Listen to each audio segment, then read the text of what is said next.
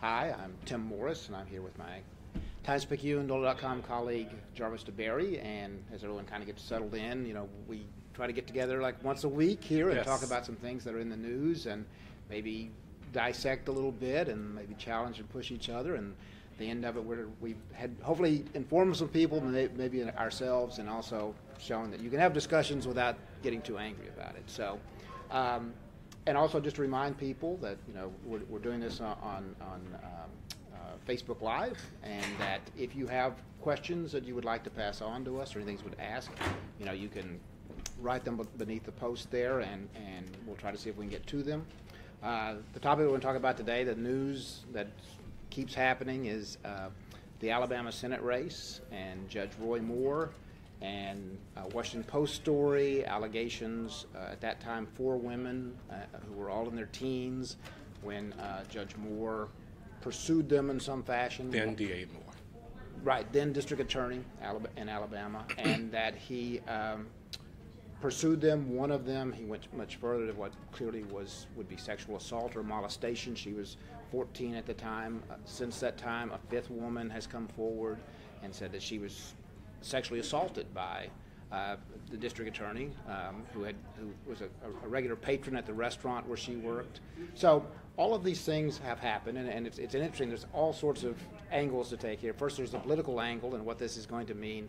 There's a December 12th runoff election for the U.S. Senate in which he or his Democratic opponent will win, and that either maintains or shifts the ballots in the Senate.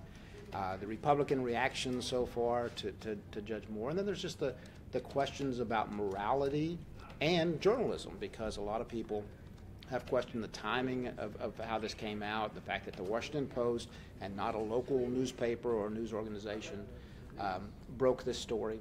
So you and I have both written about it, and we both, I think, received some very interesting comments. So I was kind of take any of those angles, and then let's talk about what we think is going on. Yeah, there are so many angles to take.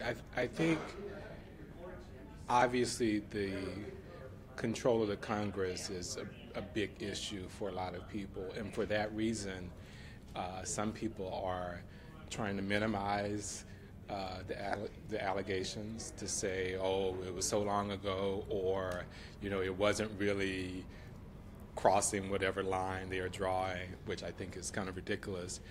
But they are so anti-voting for a Democrat that they believe that they have to go through all of these hoops and justifications to justify their choice, which I find really, really discouraging. And to me, it suggests, I shouldn't say suggests, it illustrates how polarized we are.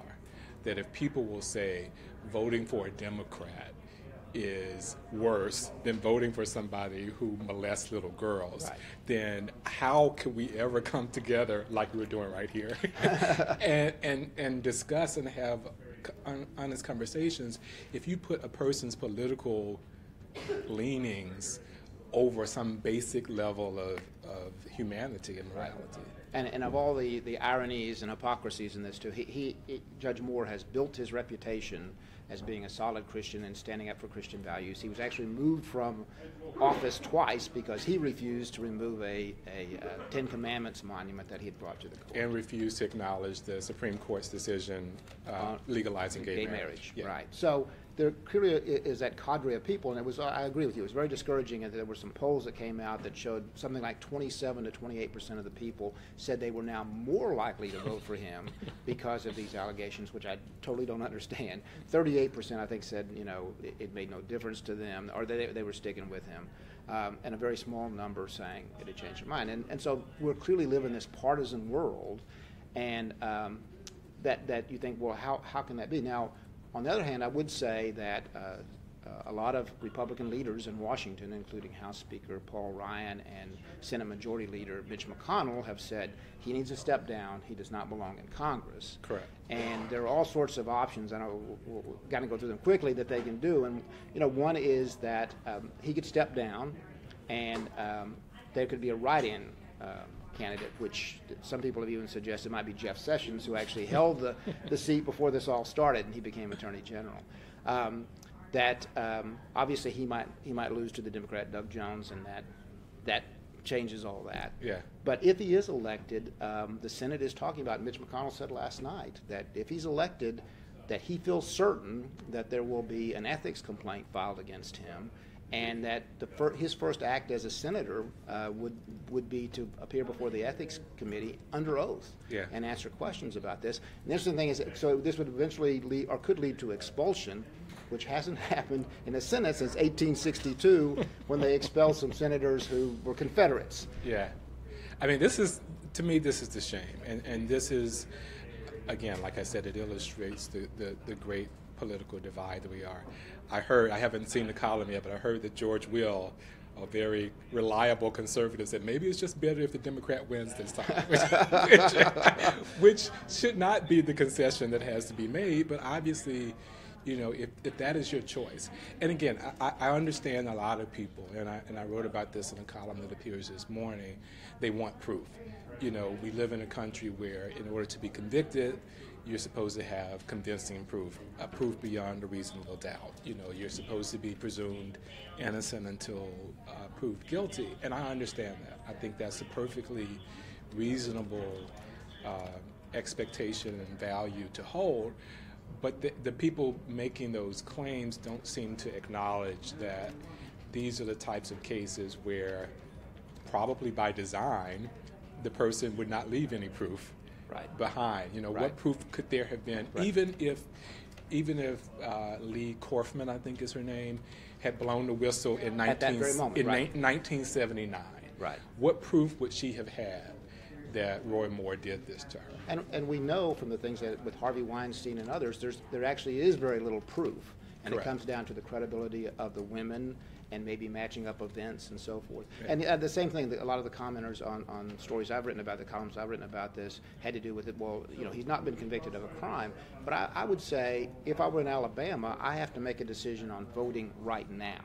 Yeah. And so it doesn't come down to a crime. And I would also, I had this conversation with people who say, well, you have to have the presumption of innocence. Well, that's once it goes to court. Correct. And it's actually called legal fiction because the idea is I'm just pretending to presume innocence and that I have my mind made up. But the idea there, again, is we as voters in Alabama would have the right to make a decision on him based on the evidence that has come forward now. Yeah. And to be honest, it does not take a crime, somebody committing a crime, to disqualify you from being elected. It does not take you committing a crime for me to decide that I don't want to vote for you. When Sean Hannity asked Roy Moore, did you date young girls, and his answer is not generally, I mean, that is in and of itself is problematic for me. Without the permission of their mothers, correct, which kind of raises a whole nother question. So it doesn't have to rise to that same level. But even if you do have this idea in your mind that, I need proof, how do you weigh the testimony of so many women who did not, in this particular case at least, seek out the limelight, women who did not say, ooh, let me run to the Washington Post and tell them the story, but on the contrary, women that the Washington Post heard about, sought out, asked them, corroborated their stories, talked to 30 different people, made sure their stories aligned, and the women don't know each other, which is also another corroborating factor. No, and even Jeff Sessions says, the credibility of these women, I believe, and yes. Mitch McConnell said, I believe the women, yes. And so it is hard to discount what they say. And, there have been commenters who've said to me, they're very suspicious of the timing of this. Well, it came out about a month before the general election.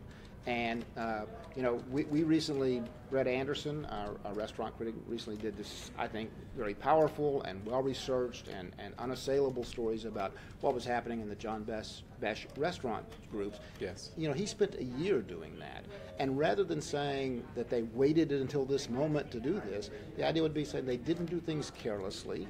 You know, they, as you said, they interviewed 30 women, they corroborated, they lined up facts and everything, and that's when they finally got to the point of saying, okay, we're going to publish. And like I said, it's still a month out. Correct. If these allegations are untrue, there's plenty of time for Judge Moore to rebut them, and if he can, refute them. Yeah, and I understand, and I'm not disagreeing with you at all. I understand that some of these allegations, if they were false, let's assume for the record that they were false, it would be very difficult to refute them. You know, it's hard to prove that I didn't do something 38 years ago. So I understand that predicament. But at the same time, I also find it very hard to imagine that all of these stories would be out there. You know, we have reporters in Gaston, Alabama, finding out that he was banned from the mall. Right. You know, and people saying, oh, you know, he used to creep around the mall looking for young girls. You know, those kinds of stories all add to this idea. But to me, it isn't just a story about Roy Moore, but I think it more generally is a story about what do we do with the information, the negative information about people we like or people that we might support politically. Right. Do we decide reflexively that information must be part of some media conspiracy? That, you know, do we reflexively question the timing of the source? How do we, when there's somebody that we respect, somebody that we think that we know well, we've heard this really, really disturbing allegation made against them, how do we process that in a way that is intellectually honest? Right.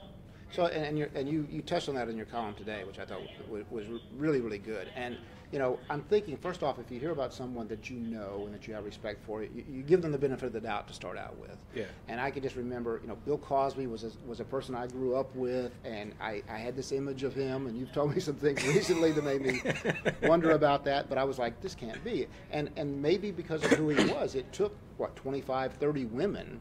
Yeah. And so everything started going that way. And the same thing, I think, with Moore, and you're right. I mean, he's in a very difficult situation of trying to disprove something. But, you know, it seems like if it were untrue, that little things would start to fall apart. And I think his wife had put on Facebook that the restaurant that the waitress claimed these things happened didn't even exist at that time. Well, it turns out it did. The only thing, and again, so the others, you know, Breitbart has sent supposedly their best reporters into Alabama, essentially to knock this down, which is kind of the way journalism works. Mm-hmm. You know, somebody reports something, if you think it's untrue, you know, you go in to try to find the holes, or just maybe even just to build the case even further. Yeah. And they've said basically the only thing is that she claims she took a phone call in her bedroom and there was no phone in the bedroom. Well, I grew up before cell phones. You used to get these little they're not little phones, big phones, and they had a long cord. And if you were a teenager, you dragged that phone into your room and you closed the door. So anyway, nothing shot it down, and everything continues to point more to the fact of the credibility of these allegations. Yeah, and again, I was a huge Bill Cosby fan as well, you know, from Russell, my brother, whom I slept with, to the Cosby Show, to all of those things. And it was really, really disturbing. And what's really interesting about this is, like, across the board, I think there is this tendency of people to take these allegations against people they like and make ridiculous counterclaims. For example, the Bill Cosby defenders, I don't know if you saw this or heard anybody say this. See, what happened there was he was planning to buy NBC. And so the forces conspired against him because he was wanting to buy NBC and brought up these allegations. You know, Roy Moore is because he's about, you know, to be the crusader who charges into Washington. And so that same shadowy force is at the same time going to do that. So people really, I think, have a tendency to make themselves look ridiculous simply because they like somebody or respected somebody. And I want to be kind of kind to them because I understand that's reaction, and you really, there's a denial part of this. But the conspiracy in this would be that the liberals decided that Roy Moore was going to come up and actually drain the swamp in Washington. And so things it moved into motion. But the idea is being, and this is what people don't understand about, if you're a news organization, the most important thing you have is credibility and trust. Correct. So if you decide to go in and make up things or accept somebody else's version of things just to achieve something like that, in the end, I mean, Roy Moore could own the Washington Post. He could be richer than Jeff Bezos if this was true, that this was all made up, and this was, and so you have to start with, did that happen, and then all the things that have to happen to make it reality. Yeah, I have a favorite quote about writing. It comes from Eudora Welty when she was being asked about a short story she wrote. I won't mention the particulars, but she responds, "It's okay for things to be as they appear to be." You know, and she was talking about that in the context of writing, but I also think that's also true for reporting and how we see news reports. It's okay for the reporting to basically be what the Washington Post said it was. We happen to be in Alabama. We heard people talking about Roy Moore chasing after young girls. We started asking around.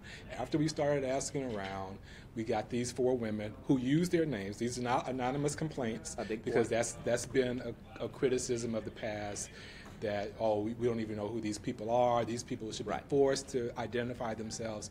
In this case, they are identifying themselves. The people say they're not Democrats. You know, these are not, you know, Clinton partisans or Doug Jones partisans.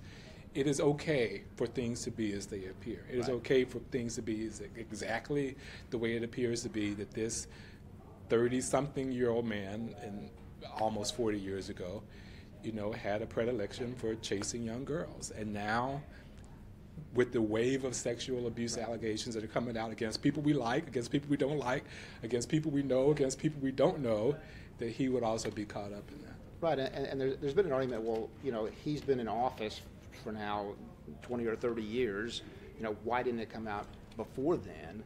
And the point would be that I think that the local races and even a lot of statewide races don't get the same scrutiny. Obviously, this is the last congressional race of 2017.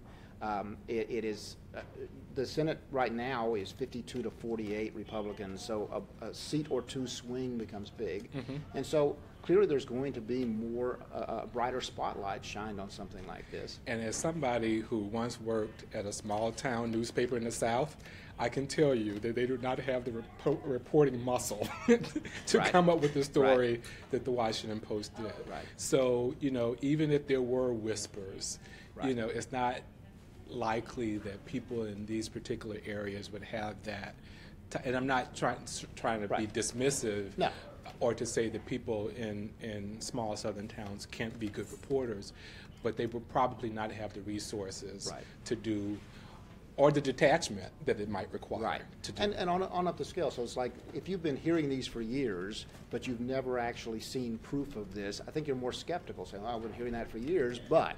Yeah. And so, like you said, the resources and Gadsden is kind of remote, so it wasn't like he was in Mobile or Birmingham or some, you know, a larger city. Yeah. And so a lot of these things did happen out of the spotlight, and now because he's running for U.S. Senate, that's changed. What do you think is going to happen? Oh, see, I think, so the polls show that it is tightened. I think if this continues, and certainly any more allegations or revelations come out, that more and more Republicans are going to peel away from him. And I think that Democrat Doug Jones actually wins this, although I think it will be close. I think, and I don't know, I don't really have a prediction, but I will hope that we can all get to the point where we can decide that it's better to vote for an honest person on the other side of the aisle than a despicable person just because they have the letter beside their name that we like. Right. There was somebody tweeted out saying, you know, I don't normally vote for child molesters, but if I see an R after it, and that's so cynical, and that's not what we're about here on Common Ground. And so we thank you for joining us, and just a reminder that this will remain on NOLA.com, and Jarvis and I both occasionally appear in the Times-Picayune as well, and so we hope you'll keep checking that out. And thanks for joining us today.